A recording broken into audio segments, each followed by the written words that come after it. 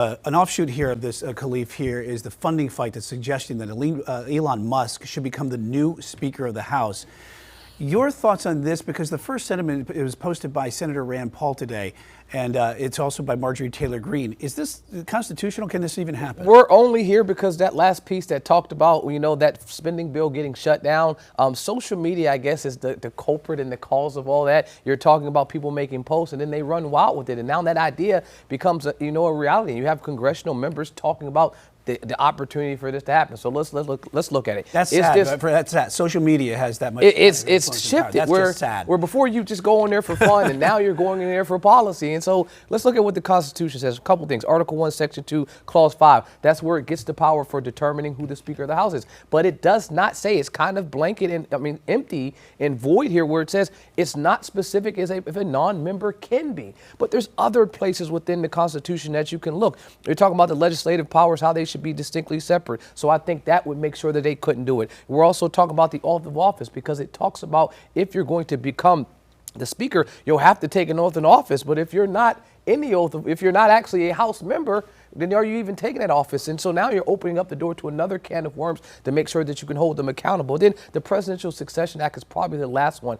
He or she, that person that's in that seat, would be the third in line of succession. So if something unfortunately happened to President-elect Trump and to Vance, now that Speaker would step up to the position. Well, the Succession Act requires that when you step up, you step down from your seat that they're intending you to be in, which is the Speaker of the House as a congressional member, because you can't hold both. So I think even though it's not explicitly in there, I think it's implicitly in there based on these other sections. If I was drafting this Constitution, which I'm not, and you saw something like this, and you saw a conflict like Section 1 and then Section 2, and they're not seeing eye to eye, you go fix them and make sure, hey, these things should line up. I think they had other things at that time when they were drafting the Constitution to make sure that they got the things they wanted in there, and forgot to ensure that there were not places that, kind of cross eyes.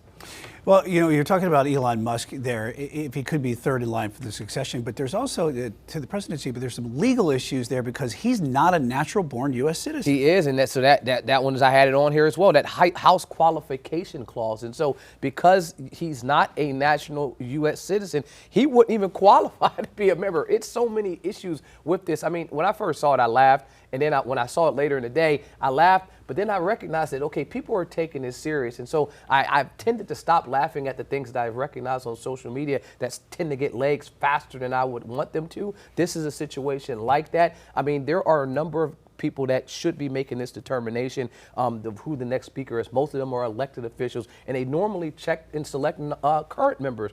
But this has happened before. So let me let you know that there have been members that were non-members of Congress have received votes to be Speaker of the House. They've been unsuccessful, but it's happened. 1997, 1998 is the last time it happened. Received 1 vote, 2 people. So it has happened before. Not on this scale. Not like Elon Musk, not with his following, not the owner of X. And so just a little bit different. Yeah, all right. And we'll have to see if this deal does stand pat and what changes were actually made in this deal that hopefully we got that relief to the western part of North Carolina. That would be the big part as well. All right. Thanks, Khalif.